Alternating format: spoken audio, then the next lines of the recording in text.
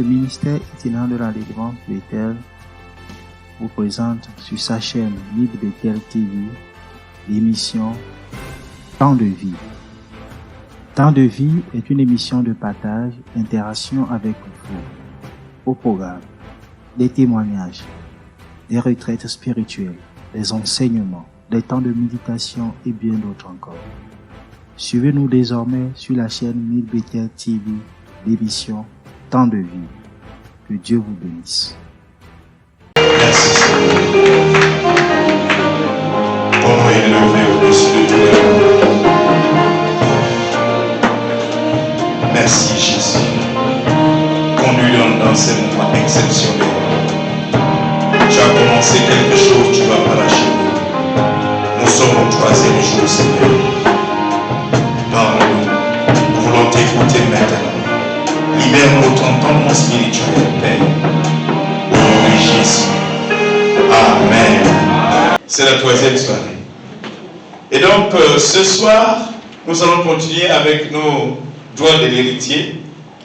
Et comme vous le savez, nous avons besoin d'ouvrir le manifeste du Père, d'ouvrir le testament de Dieu pour voir quelles sont les choses qu'il nous a laissées. Alléluia. Qu'est-ce qu'il nous a donné? Donc il faut qu'on ouvre le testament. Donc, nous devons regarder notre héritage à partir de son testament. Sûrement il y a plein de choses qui te concernent. Alléluia. Donc, on a dit toutes les promesses de Dieu deviennent donc des droits, les droits pour l'héritier, n'est-ce pas? Et toutes les conditionnalités des promesses de Dieu deviennent des devoirs pour l'héritier. Ça, c'est ce qu'on a vu hier. C'est juste pour revenir. Donc, on a les promesses de Dieu sont nos droits. Maintenant, toutes les conditionnalités des promesses de Dieu, parce qu'il y a toujours des conditions liées aux promesses, ces conditionnalités deviennent des droits, donc des obligations pour toi. C'est clair, c'est important de savoir ça. Cette phrase est hyper importante. Donc, les revendications de droits se font dans la prière. Alléluia. Elle passe donc par le respect des obligations et le rappel à Dieu des droits. Donc, ça se fait dans la prière. Et donc, je rappelle à Dieu ses droits, mais je dois accomplir mes obligations. Alléluia. Donc, dans la prière, je vais dire, Seigneur, j'ai fait ça, j'ai fait ça. Mais souviens-toi de ce que toi tu as promis.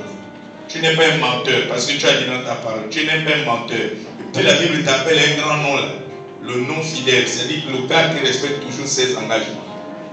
Hein? Donc tu ne pries plus comme un enfant. Tu es maintenant un adulte. Là tu ne pries plus pour blaser Dieu. Dieu non. Parce que lui il sait, pour le blaser, il faut respecter seulement ses obligations. C'est pas ça. Ce n'est pas les bonnes paroles.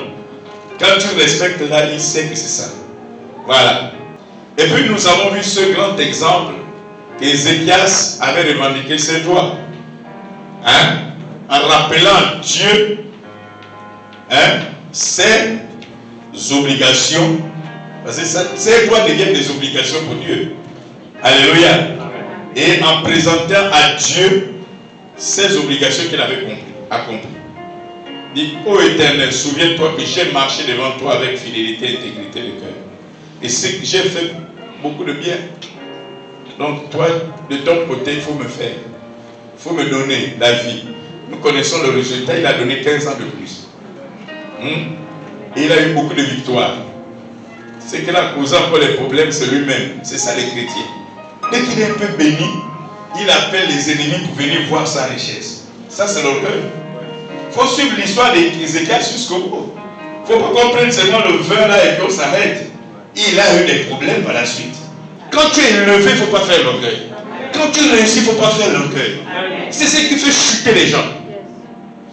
Ce soir, on va voir des cas pratiques. Je crois qu'il y a 6 ou 7. 7 cas pratiques.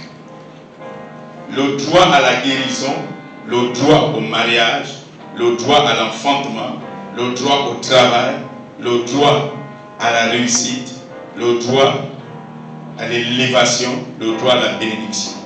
On va commencer un à un. Tout ce que j'ai cité là, vous allez le voir. Donc quand une personne revendique ses droits, elle doit rappeler à Dieu la disposition où ce droit est inscrit. Vous me rappelez, vous vous suivez? Il ne faut pas revendiquer sur la base de n'importe comment. Jésus a parlé avec Satan, non? Dans le désert. Chacun sortait un article, une disposition. Il dit il est écrit. L'autre dit aussi il est écrit. C'est le combat du droit de notre constitution. Alléluia. Cet article est un passage biblique qui contient la promesse. Voilà pourquoi les gens prient pas bien. Pourquoi? Parce qu'ils ne connaissent même pas là où se trouve la promesse. Là où se trouve son droit là. Donc il ne connaît pas là où se trouve même son droit. Quel est l'article qui dispose de son droit là? Et donc, même quand tu pries en désordre. Vous êtes en train de vous rendre compte que la nécessité de lire, d'étudier, de méditer la parole de Dieu est importante, non? Amen. Parce que comment tu vas le couvrir la disposition si tu n'as pas lu? Ou bien parce que tu as écouté. Mais tu peux écouter la personne. Nous avons vu plusieurs fois les gens dire tout a forgé comme nous sera sans effet. On met ça dans les tableaux, non? Sur les tableaux là. Mais ce n'est pas tout. Le verset n'est pas complet. Donc quelqu'un peut te donner un verset incomplet. Il faut que toi-même tu lises. Donc quand une personne revendique ses droits, elle doit rappeler à Dieu la disposition. Donc l'article où ce droit est inscrit. Ce droit-là. Le droit de faire quoi? Et cet article est un passage qui contient la promesse. C'est très important. Et c'est ce qu'on va voir ce soir. Pas à pas. Alléluia. Amen. Premier droit, le droit à la guérison.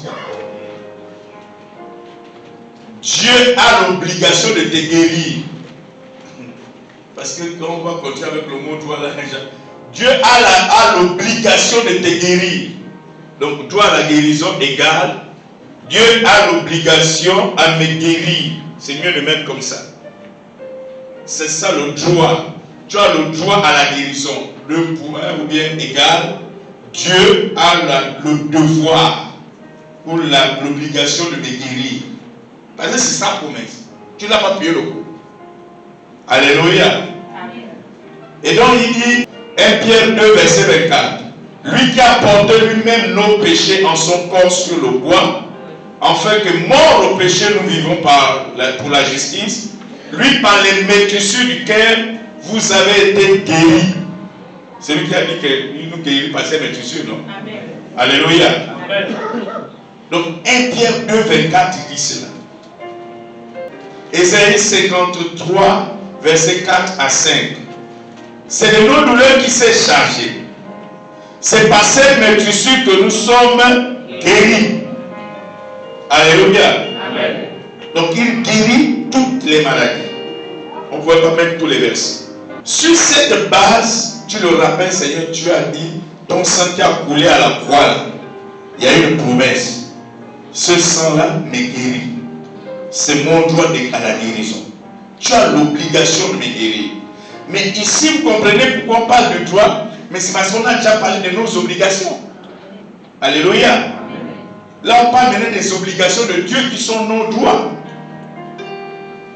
Vous êtes en train de me suivre? Amen. Parce que tu as déjà rempli tes obligations. Tu le sais. Tu fais tout ce qu'il te demande. Maintenant, en retour, quand tu pries, tu dis Seigneur, souviens-toi que tu me dois la guérison. C'est ta promesse. Est-ce que ce n'est pas sa promesse? Les gens ont peur. Ils voient ça peur. Moi, je sais, les amis. Parce que quand tu découvres ce genre de vérité, tu te rends compte que je prie mal. Est-ce que c'est faux? Est-ce que c'est faux? On a encore le droit à la guérison. Beaucoup de gens prient mal.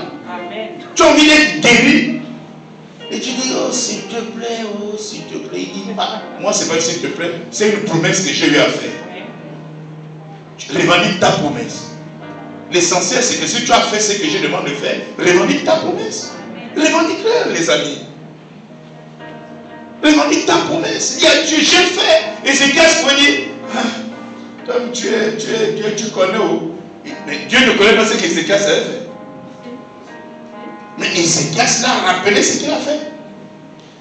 Quand Esaïe vient dans sa maison pour lui dire ça, Dieu ne connaît pas que lui, il a déjà fait ça. Il pouvait seulement dire, non, Esaïe n'est pas plus. Parce qu'il a travaillé pour moi. Il allait mourir. N'est-ce pas? Mais il dit, il a rappelé. Dieu connaît tout. Il sait tout. Mais il a besoin qu'on le lui rappelle. Il faut rappeler à Dieu. Dieu, j'ai fait ça.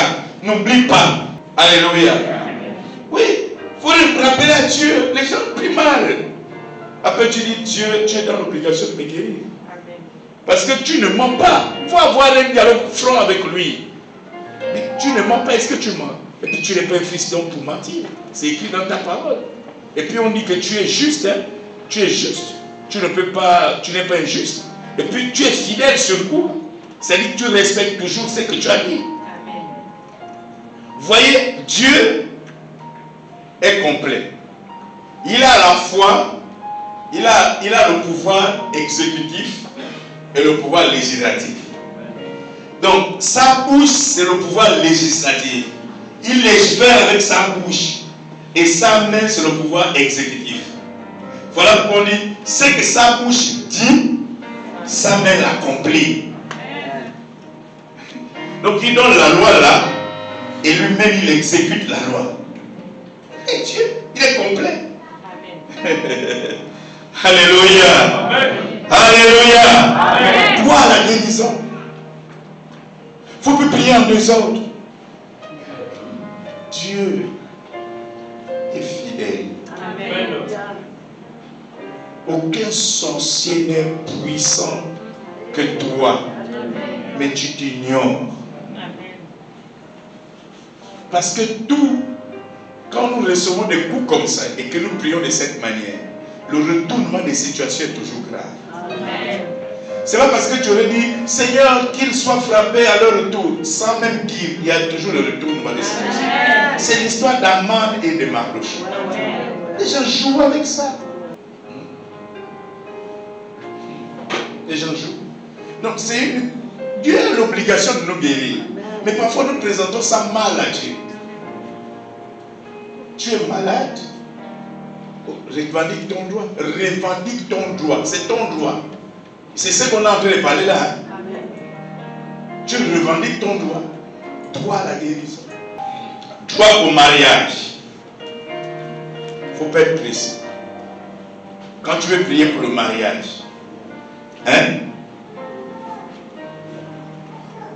tu le rappelles ça. L'Éternel Dieu dit, il n'est pas bon que l'homme soit seul. Même s'il parlait à l'époque, il n'y avait pas encore de féminin, mais il s'adresse là à l'humanité. Il ne faut pas que l'homme ou la femme soit seul.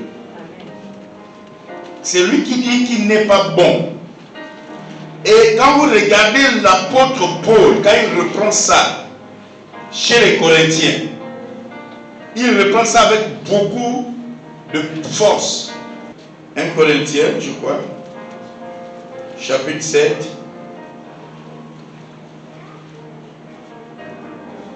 Il dit ceci, verset 2. Toutefois, pour éviter l'impudicité, que chacun ait sa femme et que chaque femme ait son mari, n'est-ce pas? Maintenant, au verset 9, il dit ceci. Mais s'il manque de continence, qu'il se marie, car il vaut se marier que de brûler.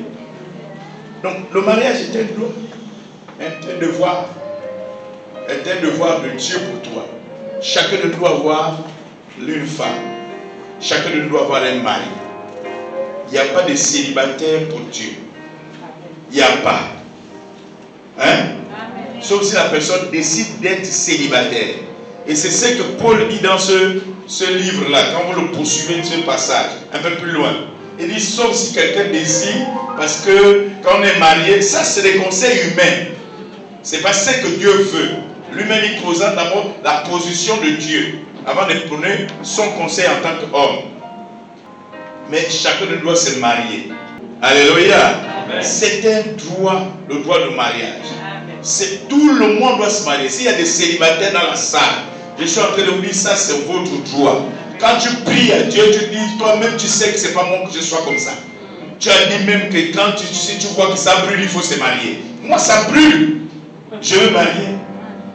Le droit au mariage, c'est ton droit. Alléluia. Parce que s'il n'y a pas le droit là, il n'y aura pas l'autre droit qui va suivre. Il y a un droit qui suit celui-là, qui est lié au droit au mariage. Dieu ne fait pas des choses à moitié. C'est le droit à la fécondité. Voyez, les amis, il ne faut pas aller n'importe où. Il ne faut pas écouter n'importe quel homme de Dieu. Excusez-moi. Parce que quand j'écoute certaines personnes, ça me dérange. C'est écrit ici le droit à la fécondité. Genèse 1, verset 28. Il dit quoi? C'est un homme même qu'il donne à l'homme. Il dit quoi à l'homme? Dieu les bénit, Dieu leur dit, soyez féconds, multipliez et remplissez la terre. Bon, aujourd'hui vous écoutez certains hommes de Dieu, tout le monde n'est pas appelé à faire les enfants. Mais ça c'est tuer la foi même de la personne qui t'écoute. Comment tout le monde n'est pas appelé à faire? Tout le monde c'était un homme. Lui-même il a dit, il a créé la terre. Il dit à l'homme, soyez féconds, multipliez, remplissez. Parce que Dieu a créé la terre pour qu'elle soit remplie par l'humain. C'est pas moi qui le dis. N'est-ce pas? Amen. Donc c'est quand il sera que la terre est bien remplie qu'il va mettre fin à l'existence de la terre, non? Donc c'est un droit. Il faut prier dans le maboulisme. Tu dis Dieu, je vais remplir la terre avec quoi? On remplit la terre avec quoi? Pas avec les enfants. On parle à Dieu comme ça. C'est pas sa promesse. C'est pas ce qu'il a ordonné de faire. Amen. Mais toi, tu fais ça avec quoi? On remplit la terre avec quoi? Pas avec les enfants. Mais tu ne me donnes pas. Donc tu es plus fort que les démons de ma famille. Toi, tu es Dieu. Regarde tout ce que j'ai fait pour toi. Ah, le lendemain, il faut t'attendre à l'enfant. Une prière comme ça. Oh, il n'est pas de défi. Vous ne le connaissez pas. Voilà pourquoi vous priez comme si c'était un Dieu qui est terroriste. Il n'est pas un Dieu terroriste. Il aime des enfants qui l'affrontent comme ça. Il aime ça. Donc, sans le mariage, tu vas avoir le droit de fécondité. Ah, vous voyez? Donc, il faut se marier. Le droit de fécondité. Droit à la fécondité. Et puis, Exode 23. Ça, c'est des trucs, il faut le rappeler ça. Tu as dit que parmi mon peuple, dans mon pays, tu fais partie du pays de Dieu. Tu es déjà dans le royaume de Dieu. Il n'y aura plus dans ton pays, donc, ni femme qui avorte, ni femme stérile. C'est pas sa promesse. Il ne faut pas aller avec les théologiens. Ils vont vous dire non, vous savez, ça là, voilà, c'est pas pour toi. C'est là où ça tue la foi des gens. Il faut être aux endroits où votre foi est révoltée. Amen. Pas aux endroits où on vous étouffe, lui-même il a des problèmes de faire les enfants, ou bien de travailler. Vous savez que les pasteurs, ils aiment se cacher derrière leur faiblesse pour créer leur théologie. Amen.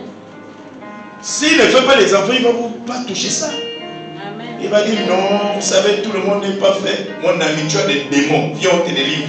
Amen. Au lieu de fatiguer les gens, tu es pasteur, le pasteur est un modèle. Dieu ne peut pas établir quelqu'un, un modèle, qui a des manquements criards comme ça. C'est pas normal. Le quatrième droit, droit au travail. Quand je dis au travail, aux affaires et tout le reste, tu as droit au travail. Parce que c'est lui-même qui a établi ça. Dès que l'homme a chuté, il a dit mon ami c'est fini. Pour manger, il faut que tu travailles. Bon, comment l'homme va vivre? L'homme va vivre comment? Il faut qu'il travaille. C'est lui qui l'a dit. C'est à la sueur de ton visage que tu mangeras du pain. Jusqu'à ce que tu retournes. Alléluia. Amen. Maintenant, je vais manger quoi? Si je ne travaille pas. Donc, j'ai un droit au travail. Il a prévu un travail pour chacun de nous. Alléluia. Amen. Puisqu'il le dit par la bouche de Paul. Paul n'a pas travaillé directement avec le Seigneur physiquement, mais un homme très inspiré. Alléluia. Amen. Mais regardez ce que Paul dit. 1 Thessaloniciens 3, verset 10. 2 Thessaloniciens, verset 10. Car lorsque nous étions chez vous, nous vous disions expressement, si quelqu'un ne veut pas travailler, qu'il ne mange non plus. Ça veut dire que Paul était convaincu que tout le monde peut travailler. Lui-même, pasteur, quand il arrive, c'était Éphèse ou les Corinthes, entre les deux églises, Corinthe. Une mauvaise église, prospère mais mauvais. Il y a beaucoup d'églises mauvaises comme ça. Votre pasteur, vous l'avez laissé travailler. Il arrive là, ils sont scellés. Et on ne donne pas. Et Paul a commencé à travailler. Construire les tentes pour vendre, pour vivre. Ça, c'est une malédiction. Vous ne croyez pas que l'église est compliquée? Quand vous regardez Corinthe, c'est compliqué. Une église bien compliquée. Et Paul dit ici que celui qui ne travaille pas ne mange pas. Non, le droit du travail est là. Souvent, on ne veut pas voir. Dieu nous donne des opportunités. Nous ne voulons pas voir. Amen. Nous ne voulons pas voir. Alléluia. Le droit à l'élévation. Deutéronome 28, verset 13. L'Éternel fera le toit, la tête et non la queue. Il l'a dit. Tu seras toujours en haut et tu ne seras jamais en bas. Lorsque tu obéiras au commandement de l'Éternel. Dieu fait de tous les chrétiens des élevés. Même si tu es parmi les cordonniers, on doit te nommer le chef de cordonnier. Hein? Tu es parmi les ménageurs, on doit te nommer le chef des ménagères. Ah oui. Alléluia. Il ne faut pas te mépriser. Le droit de l'élévation. Tu es dans une entreprise, dans une administration. Il faut revendiquer ça. Auprès de Dieu. Tu n'es pas là pour être tout le temps en complément d'effectif. Non, il ne faut pas accepter ça. Dieu va te lever. Dans ton domaine, il va te lever. Parce que c'est ça là aussi qui nous distingue. Ça montre que nous sommes des enfants de Dieu. Et nous serons la tête et non la queue. Nous serons toujours les premiers et non les derniers. Il faut revendiquer ça dans la prière. Il ne faut pas avoir peur de dire. Les chrétiens ont peur même quand ils prient seuls. Droit à l'élévation. Hein, les amis? Droit à l'élévation. L'autre droit, c'est le droit à la réussite. Que ce livre de la loi ne s'éloigne point de ta bouche, médite le jour et nuit pour agir fidèlement selon ce qui est écrit, car c'est alors que tu auras du succès dans tes entreprises, c'est alors que tu réussiras. Le droit à la réussite, nous devons réussir. Nous sommes condamnés à réussir. Condamnés à réussir. Nous devons réussir. Oui, les amis, nous devons réussir. Parce que le chrétien, c'est celui qui montre la voie. Le chrétien, c'est la lumière du monde. Oui, on a mal interprété cela. Le monde est malade. N'est-ce pas? Qui doit montrer la lumière aux autres? Qui doit montrer la direction? Les finances des administrations sont pourries. L'économie est pourrie. On a besoin des économistes, mais chrétiens, crédibles. Quand il va monter un projet, c'est un projet viable et sérieux. Pas des projets où les gens font des calculs pour s'amasser dessous. Parce qu'il est sérieux. Tu vas réussir dans tes projets. Tu vas réussir, le droit de réussir. Réussir à l'école. Tu vas réussir. Il faut avoir une vision. Alléluia. Alléluia. Le droit à la réussite. On doit réussir. Il faut enlever l'échec dans la tête. L'échec ne fait pas partie de notre ADN. Le chrétien, c'est un gars qui réussit. C'est une femme qui réussit. Il réussit toujours. Quand quelqu'un te parle de tirer vers le bas, il faut quitter cet ami.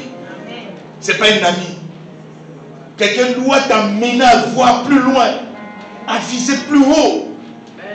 Alléluia. Le droit à la bénédiction.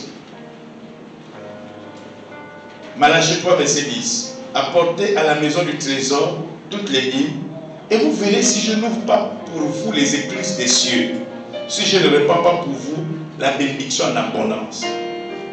Désormais, appelez-moi béni. Quand tu vois un chrétien, il faut l'appeler béni. C'est un béni. Il a droit à la bénédiction. Ici, là, on ne commente plus sur les obligations. Vous comprenez, non? Oui. Donc, quand je donne ces versets-là, je ne viens plus sur les obligations. Mais je parle de nos droits. Droit à la bénédiction. La bénédiction en abondance. C'est écrit dans Malachie. Nous avons la bénédiction en abondance. En réalité, un chrétien, on doit s'étonner de nous. On ne doit pas s'étonner des biens des sorciers, des francs-maçons rosicruciens, comme vous le connaissez, les petites maisonnettes là. C'est pas ça. Ça dit qu'on doit, quand on regarde quelqu'un qui a réussi, on doit voir un chrétien. Quelqu'un qui est béni, c'est un chrétien. Mais nous avons fait le contraire. Quand quelqu'un est béni dans l'église, parce que j'ai fait un rêve là, je voulais vous partager le rêve. C'est le frère là, le frère là, le frère qui vient d'arriver là, qui est officier là. Comment? Bon, il faut toujours prier pour les gens comme ça, parce qu'on ne sait pas là où ils sont. Parce que là, je faisais un rêve. Parce qu'il se rappelle que Gélion a nommé le frère. C'est là où son frère rêve est venu. Quand le frère était là, sans être nommé, il n'avait pas de rêve. Oui, c'est comme ça que nous sommes. Ceux qui réussissent, c'est le diable. Non, allez-vous ça à partir d'aujourd'hui. Le diable n'a pas le droit de réussite. Il pique chez nous parce que nous sommes aveuglés. C'est nous qui devons diriger ces choses-là. Où Dieu a seulement dit que nous sommes dans le monde, nous ne sommes pas du monde.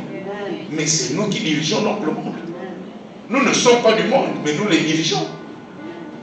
Mais quand quelqu'un va être élevé ministre, alléluia, la joie de la bénédiction. Et vous voyez l'autre texte, Deutéronome 15, verset 6. L'Éternel, ton Dieu, te bénira, comme il te l'a dit. Tu prêteras beaucoup de nations, et tu n'en prêteras point à tes ennemis. J'ai vu ça pendant Covid. Oui. Les nations ici, là, ce n'est pas seulement des territoires, c'est des hommes, ce sont des personnes. C'est ça. On a le droit à la bénédiction. Et quand il y a en abondance, on prête. Et nous, on n'en prête pas. Ce n'est pas virtuel ce qu'on dit ce soir. Mais c'est parce que nous prions mal. Le problème aussi, peut-être pour tendre déjà vers la conclusion, le problème qui nous tue, c'est ce que j'ai commencé au départ avec l'orgueil. L'orgueil. Parce que nous ne sommes pas humbles quand on est béni. Nous ne sommes pas humbles quand on est béni. Quand on est béni, on veut montrer aux gens qu'on a l'argent. Nous sommes condamnés à réussir. Mais humbles, nous devons l'être. Pas d'orgueil. C'est ce qui nous tue. Parce que si Dieu a réussi à briser l'orgueil en nous, quand il va nous donner, il est lui-même glorifié. Amen. Mais si l'orgueil n'est pas brisé en nous, quand il va nous bénir, c'est nous qui serons glorifiés. C'est ça la différence. Et Dieu ne veut pas que nous soyons glorifiés. Donc ce soir, nous savons que désormais, nous pouvons revendiquer nos droits en sachant que nous avons accompli nos devoirs. Ne revendique jamais tes droits sans accomplir les devoirs. Sinon, Dieu ne va pas te répondre. Hein? Dieu ne va pas te répondre. Il faut accomplir tes devoirs. Il faut accomplir tes devoirs. Quand tu as accompli tes devoirs, tu peux revendiquer les droits. Il y a beaucoup de devoirs à faire.